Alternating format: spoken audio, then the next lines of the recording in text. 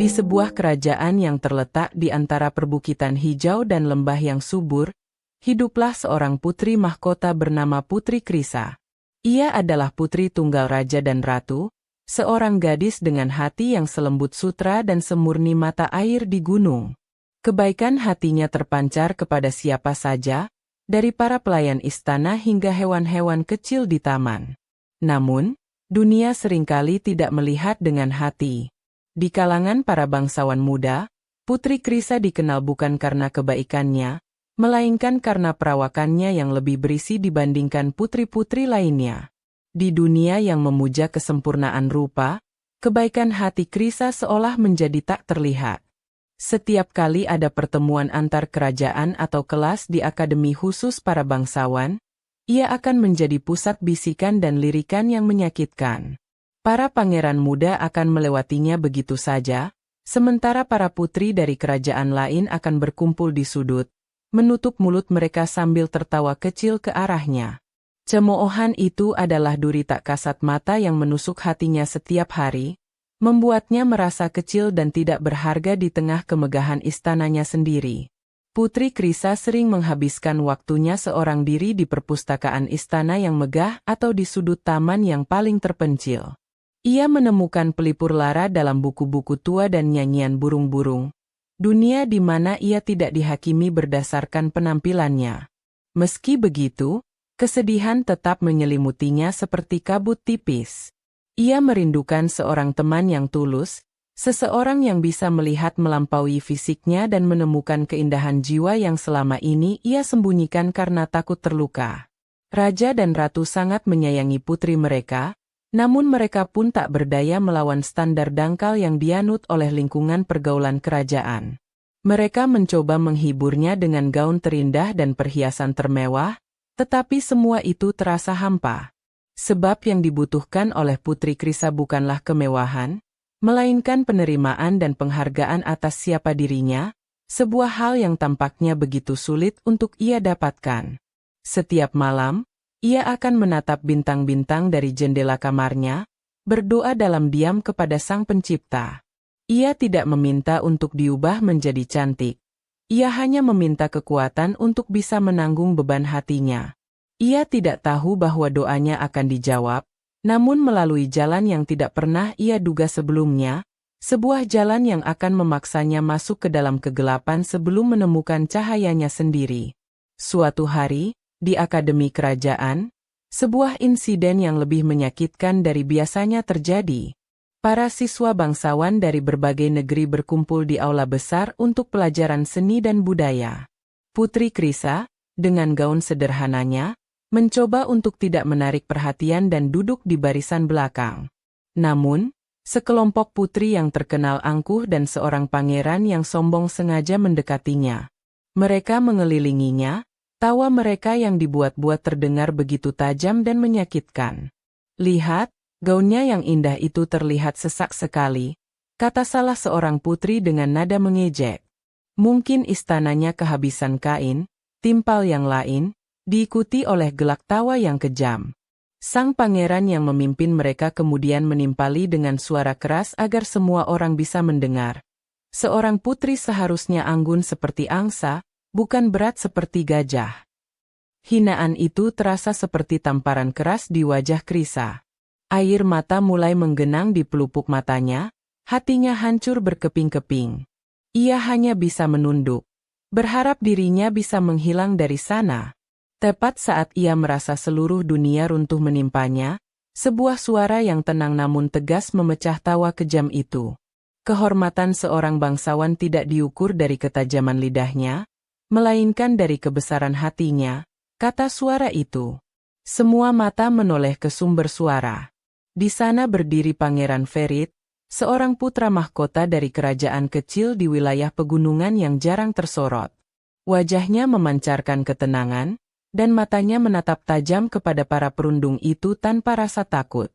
Pangeran Ferit kemudian berjalan mendekati Krisa yang masih tertunduk. Ia tidak mengucapkan kata-kata manis atau janji kosong. Ia hanya mengulurkan tangannya dan berkata lembut, "Putri, izinkan saya mengantar Anda ke tempat yang lebih terhormat dari ini." Untuk pertama kalinya, seseorang membelanya. Seseorang melihat penderitaannya dan menawarkan pertolongan. Dengan tangan gemetar, Krisa menerima uluran tangan itu. Pangeran Ferit menuntunnya keluar dari aula, meninggalkan para perundung yang terdiam dalam rasa malu dan jengkel. Pertemuan singkat itu meninggalkan jejak yang dalam di hati Putri Krisa. Di tengah lautan cemoohan, ia telah menemukan setitik kebaikan, sebuah pulau kecil tempat ia bisa mendaratkan harapannya. Ia tidak akan pernah melupakan tatapan mata Pangeran Ferit yang tulus, sebuah tatapan yang tidak menghakimi. Namun, luka dari penghinaan publik itu terlalu dalam. Insiden itu menjadi titik balik yang memaksanya untuk mengambil sebuah keputusan besar yang akan mengubah seluruh hidupnya. Malam itu, Putri Krisa tidak bisa tidur. Hinaan yang ia terima terus terngiang di telinganya, namun yang paling ia ingat adalah kebaikan Pangeran Ferit. Perpaduan antara rasa sakit yang luar biasa dan secercah harapan membuatnya sampai pada sebuah kesadaran. Ia tidak bisa terus-menerus hidup sebagai korban. Ia tidak bisa membiarkan kebahagiaannya dirampas oleh kata-kata orang lain. Ia harus berubah, tetapi bukan untuk mereka. Ia harus melakukannya untuk dirinya sendiri. Dengan tekad yang membara, ia menghadap kedua orang tuanya. Dengan suara yang lebih kuat dari biasanya, ia mengumumkan keputusannya. Ayah, Ibu, izinkan Ananda untuk sementara waktu menarik diri dari semua tugas kerajaan dan kehidupan publik. Ananda butuh waktu untuk menyendiri, untuk menemukan kembali diri Ananda yang telah hilang. Raja dan Ratu, yang melihat kesungguhan dan luka di mata putri mereka, dengan berat hati menyetujuinya. Mereka menyiapkan paviliun terindah di sudut istana yang paling tenang untuknya. Maka, dimulailah masa pengasingan diri Putri Krisa. Pintu paviliunnya tertutup bagi semua orang, kecuali beberapa pelayan setia yang membawakannya kebutuhan. Ia seolah-olah masuk ke dalam sebuah kepompong, meninggalkan dunia luar yang kejam untuk fokus pada dunia di dalam dirinya. Di dalam kesunyian kamarnya, ia berlutut dan memanjatkan doa yang khusyuk kepada Sang Pencipta. Ia bersumpah, bukan untuk menjadi cantik agar bisa membalas dendam, melainkan untuk menjadi versi terbaik dari dirinya. Sumpahnya adalah sebuah janji suci. Ia berjanji akan menghormati tubuhnya sebagai karunia dari Sang Pencipta dengan menjaganya. Ia berjanji akan mengisi pikirannya dengan ilmu pengetahuan dan kebijaksanaan. Dan yang terpenting, ia berjanji akan menyembuhkan hatinya dari semua luka dan kebencian, lalu mengisinya kembali dengan cinta pada dirinya sendiri. Ini adalah awal dari perjalanannya, sebuah metamorfosis yang akan berlangsung dalam sunyi, jauh dari pandangan dunia. Dunia luar pun mulai melupakannya. Para bangsawan yang pernah mencemoohnya kini punya bahan gunjingan baru. Beberapa berbisik bahwa sang putri diasingkan karena memalukan. Yang lain berkata ia jatuh sakit parah. Tak seorang pun tahu bahwa di balik dinding yang sunyi itu, Putri Krisa sedang memulai perjuangan terbesarnya, sebuah perjuangan untuk terlahir kembali. Tahun-tahun berlalu dalam keheningan paviliun. Putri Krisa menjalani hari-harinya dengan disiplin yang luar biasa. Ia memulai harinya dengan doa, memohon kekuatan dan keteguhan hati. Ia kemudian menjalankan puasa, bukan hanya menahan diri dari makanan berlebih, tetapi juga berpuasa dari pikiran-pikiran negatif, dari kenangan buruk, dan dari rasa benci. Ia mulai mempelajari ilmu gizi dari tabib istana, memilih makanan sehat yang memberi energi pada tubuhnya. Waktunya tidak dihabiskan untuk bermalas-malasan. Ia mengubah taman pribadinya menjadi tempat latihan. Setiap pagi, ia berlari mengelilingi taman hingga napasnya terengah, merasakan keringat membersihkan racun dari tubuh dan pikirannya. Ia belajar anggar dari panglima penjaga istana, bukan untuk bertarung, melainkan untuk melatih fokus, kelincahan, dan kekuatan. Gerakannya yang dulu terasa berat, perlahan menjadi ringan dan anggun. Ia juga belajar menari, membiarkan musik membentuk postur tubuhnya menjadi lebih indah. Transformasinya tidak hanya terjadi pada fisik, Ia melahap ratusan buku dari perpustakaan istana, mempelajari sejarah, filsafat, seni, dan strategi pemerintahan. Pikirannya menjadi setajam pedang yang ia ayunkan setiap pagi. Di sore hari, ia akan merawat kulitnya dengan ramuan-ramuan alami yang diracik dari bunga dan herbal di tamannya. Proses ini bukanlah tentang obsesi menjadi kurus, melainkan sebuah ritual untuk mencintai dan merawat setiap jengkal dari dirinya. Ini adalah proses yang panjang dan terkadang sangat berat. Ada hari-hari di mana ia merasa lelah dan ingin menyerah. Ada malam-malam di mana bayangan cemoohan masa lalu kembali menghantuinya. Namun setiap kali keraguan muncul, ia akan memejamkan mata dan mengingat kembali dua hal. Rasa sakit dari hinaan yang ia terima, dan kebaikan tulus dari Pangeran Ferit. Dua kenangan itu menjadi bahan bakarnya untuk terus maju. Tanpa seorang pun menyadarinya, kepompong itu telah sempurna. Di dalamnya, bukan lagi ulat yang terluka, melainkan sesosok makhluk baru yang kuat dan indah, yang hanya menunggu waktu yang tepat untuk merentangkan sayapnya dan menunjukkan warnanya yang sejati kepada dunia. Setelah beberapa tahun berlalu, Raja memutuskan untuk mengadakan pesta dansa agung untuk merayakan hari jadinya, mengundang seluruh bangsawan dari kerajaan sahabat.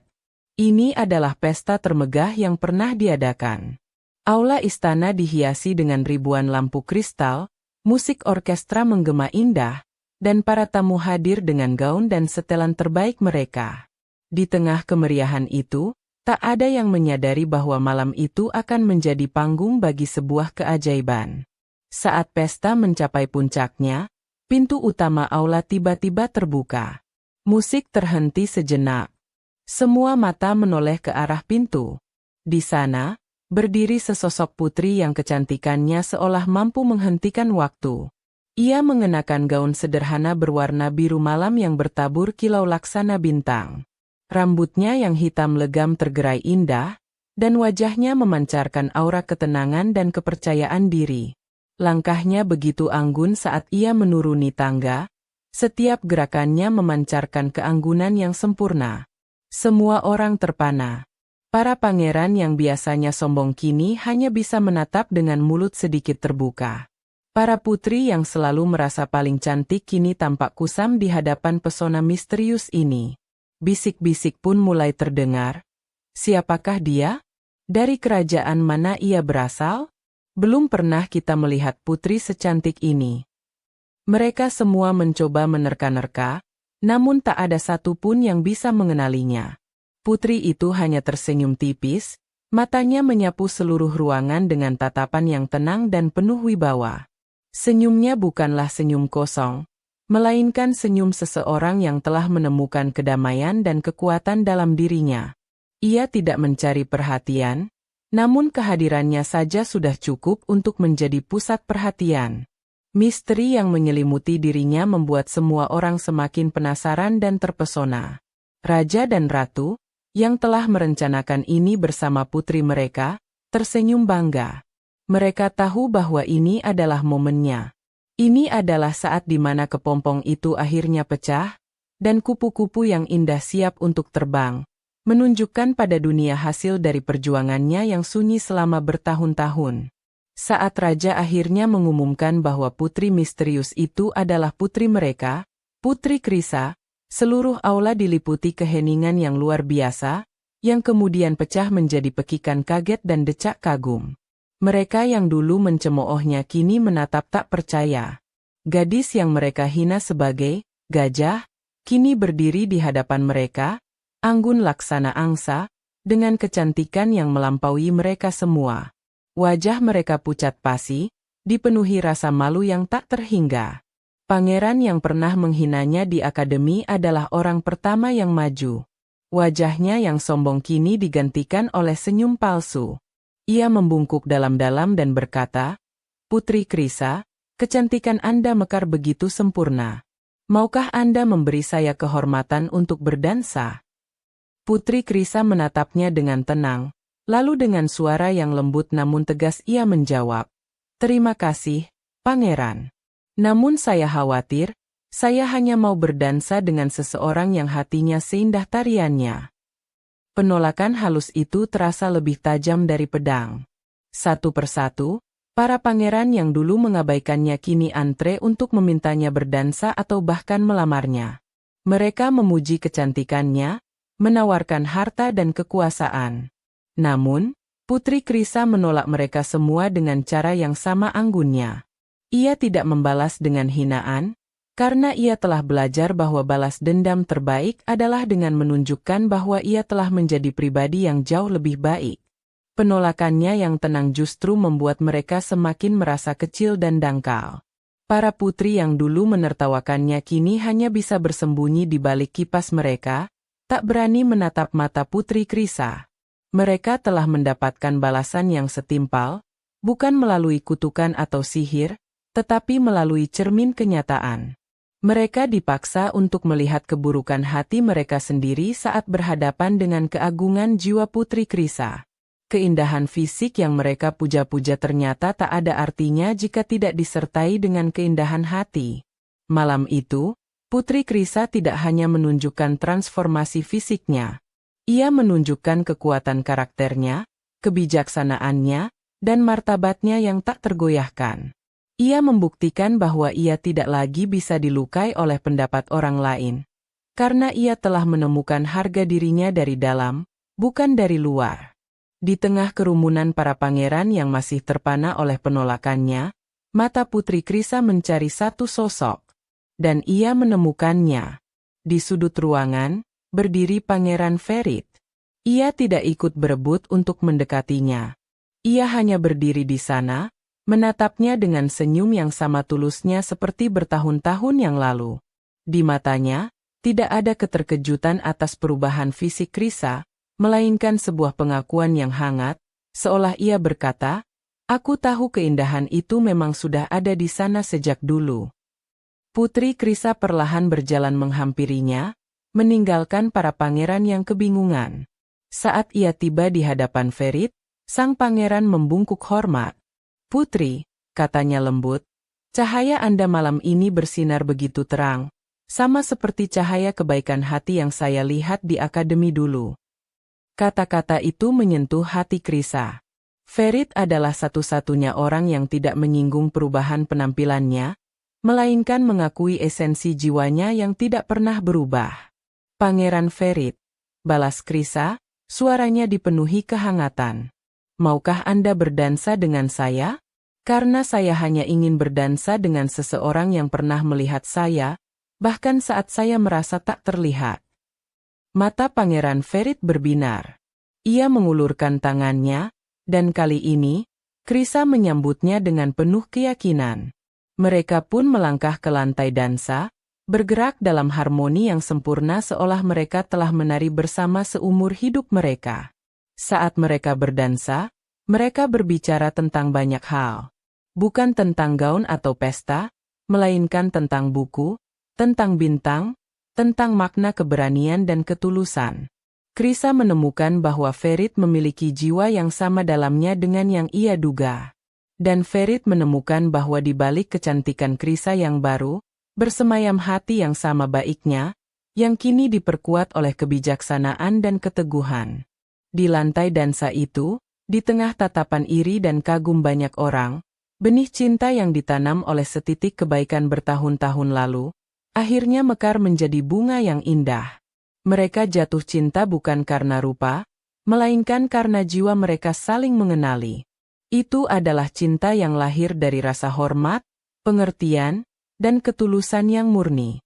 Kisah cinta Putri Krisa dan Pangeran Ferit menjadi legenda. Tak lama setelah pesta dansa agung itu, Pangeran Ferit melamar Putri Krisa dengan tulus, dan sang putri menerimanya dengan hati yang lapang. Pernikahan mereka dirayakan dengan penuh sukacita, menyatukan dua kerajaan dalam ikatan cinta sejati. Putri Krisa tidak hanya mendapatkan seorang suami yang mencintainya, tetapi juga seorang sahabat yang menghargai dirinya seutuhnya. Sejak saat itu, ia dikenal di seluruh penjuru negeri sebagai Putri Kepompong. Kisahnya diceritakan dari generasi ke generasi, bukan sebagai dongeng tentang seorang gadis gemuk yang menjadi kurus dan cantik, tetapi sebagai kisah tentang kekuatan luar biasa dari cinta diri, ketekunan, dan martabat. Ia menjadi simbol bahwa masa-masa tersulit dalam hidup, masa-masa di mana kita merasa harus menyendiri dalam kepompong, seringkali adalah masa persiapan untuk transformasi terindah dalam hidup kita. Putri Krisa memerintah kerajaannya bersama Pangeran Ferit dengan bijaksana dan penuh kasih. Ia mengajarkan kepada rakyatnya, terutama kepada para gadis muda, bahwa nilai seorang wanita tidak terletak pada ukuran gaunnya atau kecantikan wajahnya. Nilai sejati terletak pada kekuatan karakternya, luasnya pengetahuannya, dan kebesaran hatinya. Ia membangun sekolah-sekolah yang tidak hanya mengajarkan etiket, tetapi juga ilmu pengetahuan dan keberanian. Legenda Putri Kepompong menjadi pengingat abadi, bahwa cemoohan bisa menjadi bahan bakar untuk menjadi lebih baik. Bahwa kebaikan sekecil apapun bisa menumbuhkan cinta yang paling besar. Dan bahwa setiap orang memiliki potensi untuk berubah dari ulat menjadi kupu-kupu yang memesona, selama mereka mau menjalani prosesnya dengan sabar, berani, dan yang terpenting, dengan cinta pada diri sendiri.